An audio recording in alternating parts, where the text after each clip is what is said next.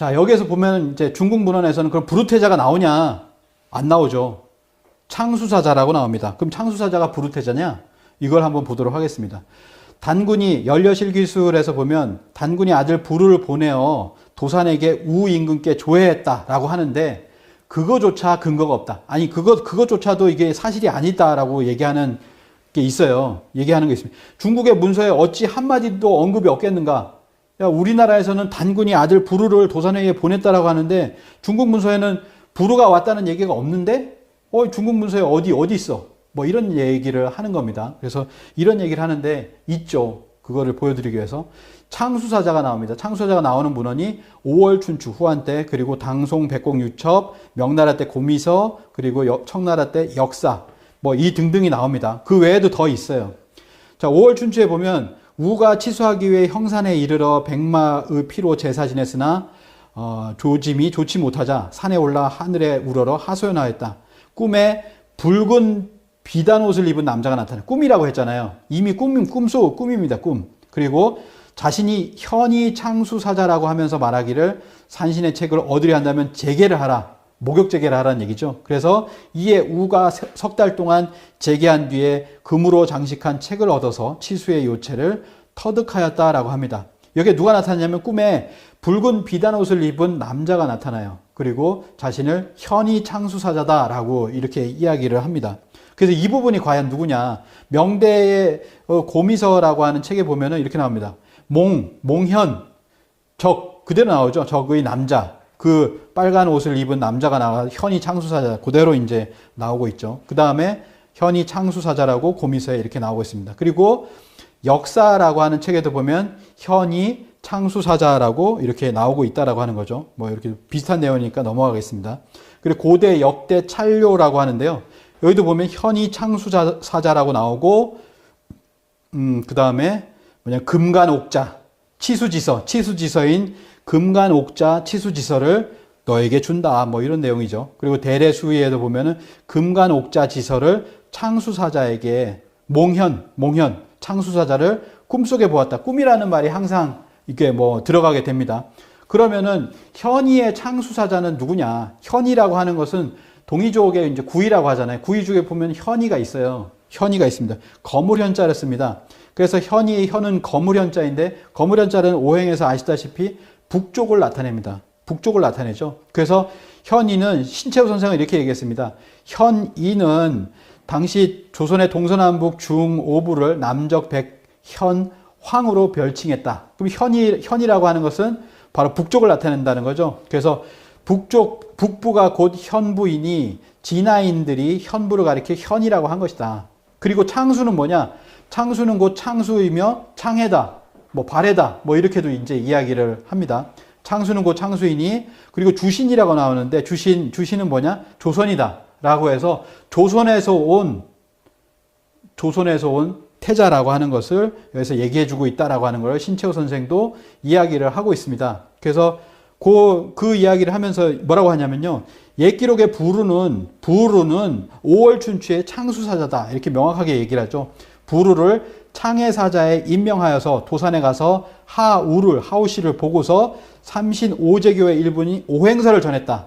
치수 방법을 가르쳐줬다. 그래서 우가 왕이 되자 부르의 덕을 생각하여서 삼신오제의 교의를 믿었다. 뭐 이렇게 얘기를 하는 거죠. 정정과 율도량 형도 창작이 아니라 조선의 것을 모방한 것이다. 맞춘 것이다. 라고 하는 거죠.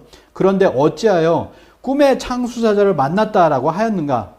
신성을 장식하여 사실을 신함으로이니 이는 상고에 흔히 있는 일이다. 단재 신채호 선생은 쿨하게 얘기를 했습니다. 쿨하게. 뭐냐면 신성을 장식하여 사실을 신함이니 상고시대에 흔히 있는 일이야 라고 하면서도 뭐냐면은 이거는 이 꿈의 창수사자를 만났다라고 하는 것은 창수사자가 바로 불후태자라고 하는 걸 명확하게 한 거죠.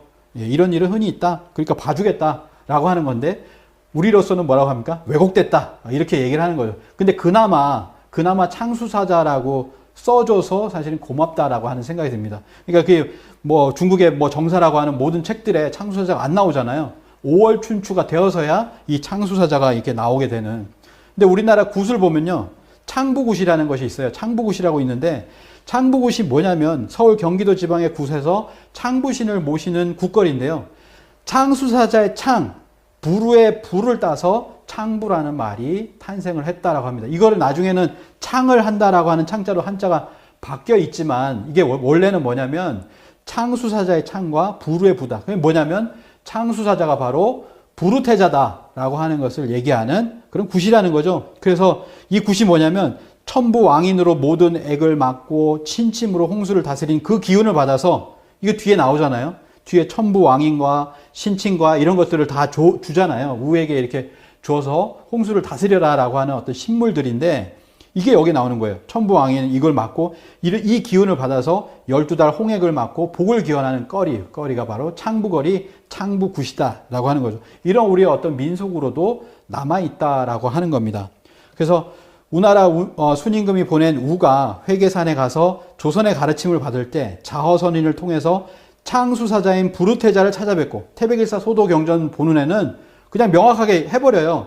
창수사자인 부루태자를 찾아뵙고 황제 중경을 전수받으니 바로 배달의 황부 중경이었다. 황제 중경을 전수받았다. 황부 중경을 받았다. 배달의 황부 중경을 받았다. 뭐 이런 얘기죠. 우가 이것을 가지고 가서 치수를 하는데 활용하여 공덕을 세웠다라고 하는 내용이 태백일사 소도경전 본운에 명확하게 창수사자는 신채호 선생 다 해석을 했지만 헌당고기에는 창수사자가 부루태자다라고 하는 것을 명확하게 얘기하고 있다라고 하는 겁니다. 창수사자는 부루태자를 말한다. 그러면 또 하나는 뭐가 있냐면 북국수정자다 이런 얘기가 있어요. 북국수정자. 태백일사에 보면 태자 부루는 도산에 이르러 일들을 주관하였는데 번한을 통하여 우사공에게 나는 북국수정자니라 라고 하는 말을 했다라고 합니다. 그러면서 천부와 왕인, 신침, 황부종이라는 치수에 필요한 세 가지 보물을 주면서 천재자의 가르침에 어긋남이 없게 하라 라고 하니까 우가 천재자의 명을 게으름 없이 행하겠습니다 라고 하면서 태자 부루로부터 금관옥첩을 받으니 치수의 요결이다 라고 했는데요. 여기는 뭐라고 나왔냐면 북국수정자라고 나와요. 이거는 뭐 당연히 북쪽이라고 하는 건 아까 말씀드렸죠. 현이 창수사자는 북국수정자다라고 하는 것은 명백히 알 수가 있습니다. 5월 춘추의 기록에 태자 부루를 현이의 창수자라 한 기록에서 현이는 거물현, 그러니까 북쪽을 나타내고 그러니까 북국 수정자, 뭐 같은 얘기라 일맥상통한다라고 하는 얘기를 할 수가 있는데요. 이게 또 어디 나오냐면 이 북국 수정자라는 말이 헌당고기만 나오는 게 아닙니다. 역대 신선 통감에 보면은 이렇게 나옵니다. 문득 현방에 북방의 도사가 나타났는 보고가 있은지라 우가 맞아들여 절하고 물으니 도사가 가로되 나는 북방 수정의 아들이다. 북방 수정자다. 이 얘기가 나오는 거예요. 그대로. 상제께서 그대가 구역에 수토를 다스려 만민을 구하려 한다는 말을 물으시고 크게 기뻐하시며 나 그대를 도우려 왔노라 라고 하면서 역대 신선 통감에도 이러한 구절이 있다라고 하는 거죠. 그래서 현이 창수자는 북국수정자다라고 하는 것을 알 수가 있습니다. 그래서 뭐 결론을 내면요. 사공우가 금관옥첩을 받아간 것과 관련된 기록들이 많이 있습니다. 5월 춘추, 역대 신선통과, 응제시주, 세종실록, 동국여지승남. 그러니까 국내 그리고 중국 문헌, 우리 문헌들 굉장히 많은 것이 확인이 되는데 바로 이 창수사자가 바로 부루태자다. 이것을 갖다 감추었다. 꿈이라고 해가지고 감추었는데 그걸 분명히 꿈이라고 했지만 왜냐하면 창수자자라고 분명히 되어 있으므로 이는 부루태자라고 하는 것을 우리가 확실하게 문헌 비교를 통해서 알 수가 있다라고 하는 거죠. 그래서 뭐냐면은 이때 분명히 교류가 있었구나. 이 교류가 서로가 다르게 이제 문헌을 적고 있어요. 중국 문헌 중국 나름대로 적고 있고, 그다음에 우리는 우리대로 적고 있는데 이것이 일치한다라고 하는 건 뭘 뜻합니까? 실제 있었던 역사라는 거죠. 그게 실제 있었던 역사이기 때문에 그렇게 교차 검증을 해서 이런 역사가 똑같은 역사를 적을 수가 있는 거다. 그거를 자신들의 구미에 맞게끔 뭐 이렇게 미사역으로 해서 꿈에 나타났다 뭐 이런 식으로 해서 마치 자신이 한 것처럼 이렇게 했지만 분명히 그걸 비교해 봤을 때는 이제 그 결과 진실이 나타나게 된다라고 하는 겁니다.